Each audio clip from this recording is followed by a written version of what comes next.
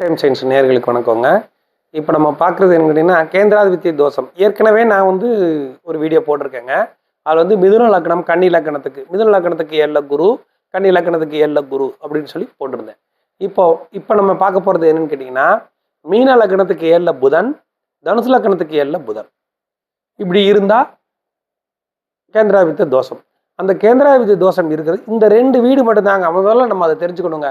நிறைய பேர் வந்து வேற வீடுகளில் வேற லக்னத்துக்கு வேற வீடுகளில் 4ல குரு இருக்கிறாரு, 7ல புதன் இருக்கிறாரு, அது கேந்திராதிபதி தோஷம் அப்படின்னு நிறைய பேர் நினைச்சிட்டு இருக்காங்க. அது கிடையாது. இந்த மீன லக்னத்துக்கும் தனுசு லக்னத்துக்கும் 7ல் புதன் இருப்பது மட்டும்தான் கேந்திராதிபதி தோஷம். அதே மாதிரி மிதுன லக்னத்துக்கு 7ல் குருவும், கன்னி லக்னத்துக்கு 7ல் குருவும் இருக்கிறது மட்டும்தான் கேந்திராதிபதி தோஷம்.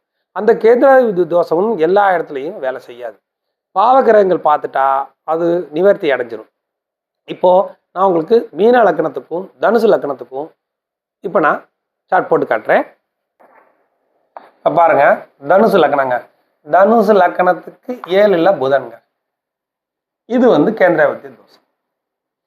1 2 3 4 5 6 7 இருக்காருங்களா, புதன் சொந்த வீடு மிதுனத்துல இருக்கிறார். இது வந்து கேந்திராதிபத்திய தோஷங்க. இது வந்து நிவர்த்தி அடையணும் அப்படின்னா சனி 3ஆம் பார்வையா பார்க்கணுங்க. 1 2 3ஆம் பார்வையா, இல்லைன்னா லக்னத்துல சனி இருக்கணுங்க. சனி இருந்தா 7ஆம் பார்வையா பார்ப்பாருங்க. இல்லைங்க எனக்கு இங்க இருக்கிறாருங்க சனி அப்படின்னா 10ஆம் பார்வையா பார்ப்பாருங்க. இல்லை இன்னொரு ஆப்ஷன் இருக்குதுங்க, சனி புதனோட இருக்கிறாருங்க. கேந்திராதிபத்திய தோஷம் கிடையாது. சனி புதனோட இருக்கிறாரு, இல்லைன்னா 7ஆம் பார்வையா பார்க்கறாரு, இல்லைன்னா 3ஆம் பார்வையா பார்க்கறாரு, இல்லைன்னா 10ஆம் பார்வையா பார்க்கறாரு. இப்படி இருந்தா இது கேந்திராதிபத்திய தோஷம் கிடையாது. இதே மாதிரி தான் இப்போ நான் அடுத்தது போட்டு காட்டுறேன் பாருங்க. புதனோட இப்போ சனிக்கு போட்டு காமிச்சிட்டேன். நீ அடுத்து செவ்வாய்க்கு போட்டு காட்டுறேன். செவ்வாய்க்கு அதே தான். செவ்வாய் இங்கே இருக்கிறாரு, 7ஆம் பார்வையா பார்க்குறாரு. செவ்வாய் கூடவே இருக்கிறாரு. ஓகே, செவ்வாய் 4ஆம் பார்வையா பார்த்துட்டாரு. 1 2 3 4ஆம் பார்வையா பார்த்துட்டாரு. இது கேந்திராதிபத்திய தோஷம் கிடையாது.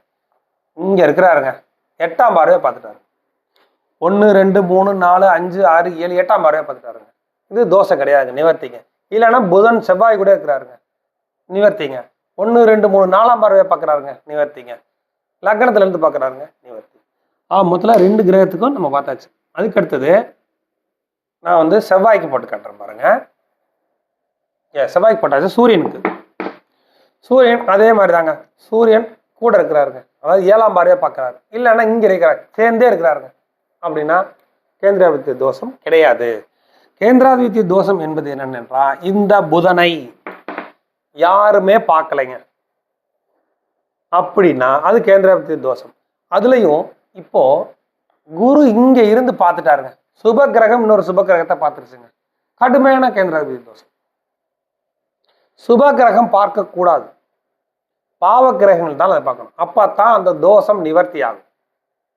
இல்லாட்டினா இந்த சும்மா, அதாவது யாருமே பார்க்காம இருக்கிறதே தோஷம், அதுலேயும் சுபக்கிரகங்கள் பார்த்துட்டா கடுமையான தோஷத்தில் போய் கெடுபலன்களை அதிகமாக கொடுக்கும் அந்த புதன் திசை வரும்போது. இதுதான். அதுக்கு அடுத்தபடியா நான் இப்போ இதே மாதிரி நான் உங்களுக்கு மீன லக்னத்துக்கு போட்டு காமிக்கிறேன்.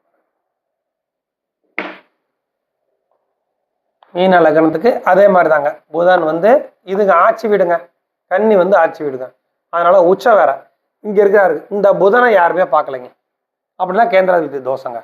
இது வந்து நிவர்த்திக்கு நான் இதுக்கு தன் மாதிரி போட்டு காமிக்கிறேன். சனி 3ஆம் பார்வையா பார்க்குறாருங்க, இல்லைன்னா சனி கூடவே இருக்கிறாருங்க, தப்பு இல்லைங்க. 3ஆம் பார்வை கூடவே இருக்கிறாரு, இல்லைன்னா சனி 7ஆம் பார்வையா பார்க்குறாருங்க, தப்பு இல்லைங்க. அடுத்தது சனி வந்து இங்கே இருக்கிறாருங்க, அதாவது சனி இங்கே இருக்கிறாரு, 10ஆம் பார்வையா பார்த்துட்டாரு. இப்போ நிவர்த்திங்க.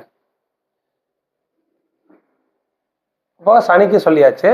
சூரியனுக்கு அதே மாதிரி இப்போ நான் சூரியனுக்கு சொல்லிடுறேன் பாருங்க.